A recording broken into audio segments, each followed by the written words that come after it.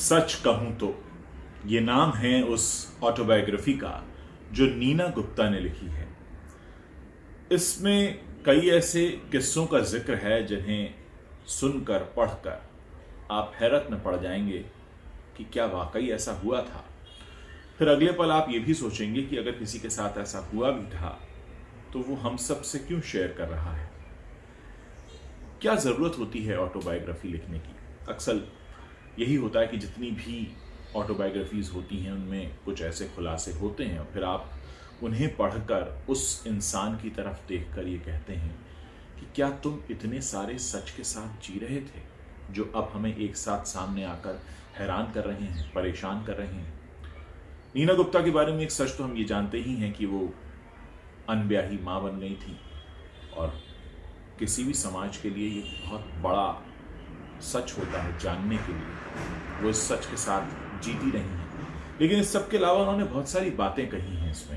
इसमें उन्होंने कहा कि कैसे उन्हें कास्टिंग काउच का सामना करना पड़ा, कैसे एक प्रोड्यूसर ने उनसे कहा कि क्या तुम एक रात बिताओगी। उसके बाद वो भी जिक्र है जब उनके दोस्त सतीश कौशिक उन्हें मुसीबत में देखकर कि ये मेरी जो दोस्त है ये अनब्याही माँ बनने वाली है और अब समाज इसे किस नज़रों से देखेगा, ये सब सोचते हुए तमाम बातें सोची होंगी और फिर वो एक ऑफ़र करते हैं कि तुम मुझसे शादी कर लो क्योंकि अगर तुम्हारा जो बच्चा होगा अगर उसका रंग सांवला हुआ तो कह देना कि वो मेरा है। ऐसी बातें। और उसमें यह भी जिक्र है कि कैसे कम उम्र में उनकी शादी हो गई थी और वो शादी नहीं चली, उसका भी जिक्र है। ऐसी तमाम बातें उसमें लिखी हैं।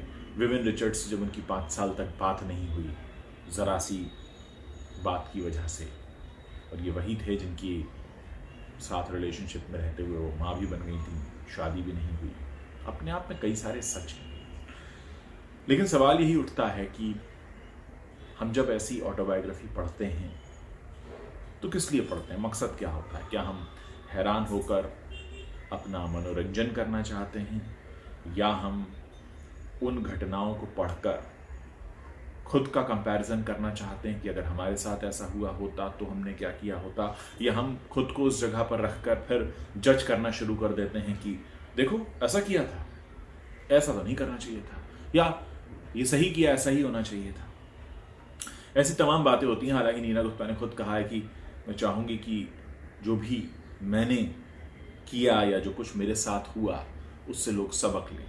ज़रूरी भी होता है सबक लेना, लेकिन ये सारी बातें कहीं ना कहीं एक इशारा भी करती हैं कि हमारे साथ जीवन में जो कुछ भी होता है, पूरी तरह तो नहीं लेकिन बहुत कुछ ऐसा होता है जो हम खुद ही कर रहे होते हैं या करवा रहे होते हैं या हम अलाउ कर रहे होते हैं कि हमारे साथ ऐसा हो। 100% तो मैं नहीं कहूँगा, लेकिन हाँ 50 से 60% काम ऐसे होते हैं जहाँ हम खुद को जिम्मेदार मान सकते हैं। किस परिवार में जन्म हुआ, माता पिता कैसे थे, उस पर तो कोई बस नहीं। उन्होंने जिक्र किया है कि उनकी माँ ने भी खुद को ख़त्म करने की कोशिश की थी जब उन्हें ये पता चला कि उनके पिता को अपने घर वालों के दबाव में एक और महिला से शादी करनी पड़ रही है। तो ऐसी वो तमाम बातें हैं जिनको आप अपने अपने तराजू में तौल सकते हैं। मेरा जो अपना तरीका है, मैं जब भी किसी ऑटोबायोग्राफी को पढ़ता हूँ तो कोशिश ये करता हूँ कि जिसकी वो कहानी है उसकी जगह खुद को रखकर देखूं। हालांकि ये संभव हो नहीं पाता क्योंकि कहीं ना कहीं हमारी सोच, हमारी मानसिकता, हमारा जो भी एक अप्रोच रहा है लाइफ के लिए वो हावी हो जाता है और उसमें हम आ जाते हैं और फिर हम कमेंट करते हैं कि नहीं ये नहीं करना चाहिए था, ऐसा नहीं किया, अगर मैं होता तो ये करता, या मैं नहीं होता तो ऐसा नहीं होता, तमाम बात।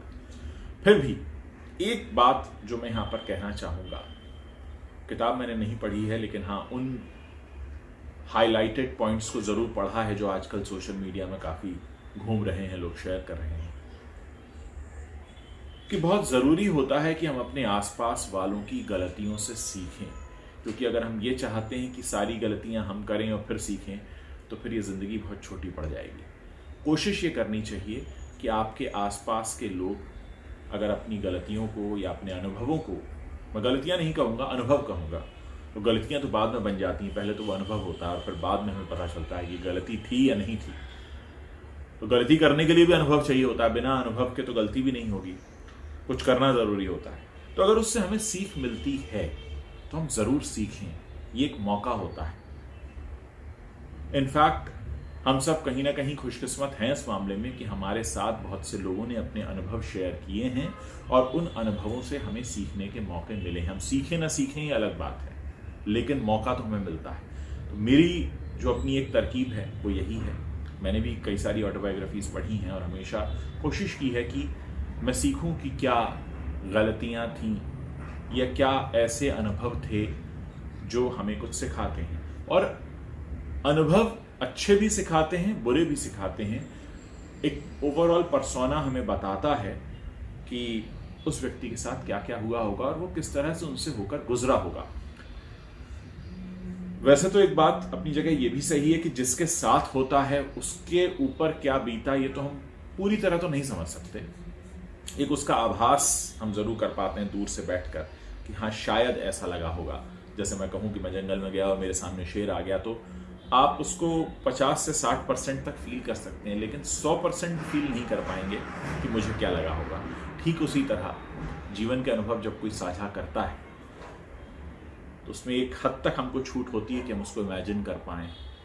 बहरहाल बहुत से सच तो हम पहले से जानते भी हैं। कास्टिंग काउच का जो सच है बॉलीवुड के बारे में हमको पता ही है, और अनब्याही माँ बनने वाला जहाँ तक बात है हम सभी जानते हैं कि हमारे समाज में इसे किस नज़र से देखा जाता है और क्या होता है। जो भी है वो सच है सामने। कुल मिलाकर आप सच कहूं तो पढ़ें या कोई और ऑटोबायोग्राफी पढ़ें, अपने आप को इस मामले में खुशकिस्मत मानिए कि सामने वाला अपनी जिंदगी के अनुभवों को आपके सामने रख रहा है। जज कर सकते हैं, कह सकते हैं देखो फिल्म इंडस्ट्री में तो ऐसा होता है, हमको तो पता है, हमने तो पढ़ा है। लेकिन ये भी है कि फिल्म इंडस्ट्री में सबके सच ऐसे नहीं होते, सबके अपने अपने सच होते हैं और सबकी अपनी अपनी जीवन की कुछ ऐसी सच्चाइयाँ होती हैं जब सामने आती हैं तो हमारे पास कहने का पूरा मौका रहता है, क्योंकि हम एक तरफ से खेल रहे होते हैं, कह रहे होते हैं ऐसा हुआ तो क्यों हुआ, नहीं होता तो क्या होता। तो सच कहूं तो एक ईमानदार कोशिश है, इस नज़र से देखना चाहिए कि एक ईमानदार कोशिश है, बजाय इसके कि हम जज करें क्या गलत और क्या सही है। क्योंकि हम कौन होते हैं किसी भी लाइफ पर ये फैसला करने वाले कि वो सही ही है या गलत ही है, क्योंकि हम उस स्थिति में कभी थे नहीं, सामने वाला था, उसने जिया और फिर जीने के बाद उसने लिखा। खैर हिम्मत की दाद दूंगा कि उन्होंने लिखा है, ये बहुत बड़ी बात है। जीवन में जो भी हुआ उसको उन्होंने लिखा, कागज पर उतारा, अपनी बात कही। हम में से बहुत ऐसा नहीं कर सकते। आप खुद से पूछ के देखिए कि क्या आप अपने जीवन के सारे सच किसी कागज पर उतार सकते हैं। भले आप कोई मशहूर पर्सनैलिटी नहीं है, एक आम जीवन में है, लेकिन तब भी क्या आप हर बात सच लिख सकते हैं? क्योंकि सच कहना, सच को बता पाना, सच को कन्वे करना और अपने बारे में, अपनी जीवन के बारे में और कुछ ऐसे अंधेरे कोनों का जिक्र करना जिनके बारे में सुनकर हर कोई असहज हो जाता है। तो मैं इसलिए नीना गुप्ता की सच कहूं तो पर यही कहूंगा कि अगर मैं सच कहूं तो मैं यही कहूंगा कि उन्होंने हिम्मत का काम किया है। बाकी का काम हमें करना है, सीखना बहुत है, क्योंकि ये हमारी नज़र पर डिपेंड करता है कि हम क्या सीखते हैं। कमेंट ठीक है, अच्छा बुरा, हैरान हो जाना, शॉक्ड हो जाना, वो सब ठीक है, लेकिन सीखना, ये भी सीखना कि ये भी हिम्मत का काम है और ये भी सीखना कि देखो क्या क्या हुआ था तो उसका असर किस तरह से पड़ा। खैर आप लोग इस पर अपनी क्या राय रखते हैं मुझे ज़रूर बताइएगा। ये मेरा बिल्कुल अपना पॉइंट ऑफ व्यू था। हो सकता है आप लोग इत्तेफाक इससे रखेंगे भी, कुछ लोग नहीं भी रखेंगे, कुछ लोग मुझसे भी इत्तेफाक नहीं रखेंगे। तो इसमें बिल्कुल मैं हमेशा इस चीज़ के लिए खुले तौर पर इसको स्वीकारता हूँ कि मेरा अपना पॉइंट ऑफ व्यू, मेरा अपना पॉइंट ऑफ व्यू, आप इत्तेफाक रखें तो भी और न रखें तो भी। बहरहाल क्योंकि मैंने अपना पॉइंट ऑफ व्यू बताया है, इसलिए मैं आपका पॉइंट ऑफ व्यू भी जानना चाहूँगा, क्योंकि चर्चा हो रही है, पढ़ा आप भी रहे हैं, पढ़ मैं भी रहा हूँ, और ये एक ऐसा साझा मंच है। तो ज़रूरत इस बात की है कि हम समझें कि जो हो रहा है उस पर हमारा पॉइंट ऑफ व्यू क्या है।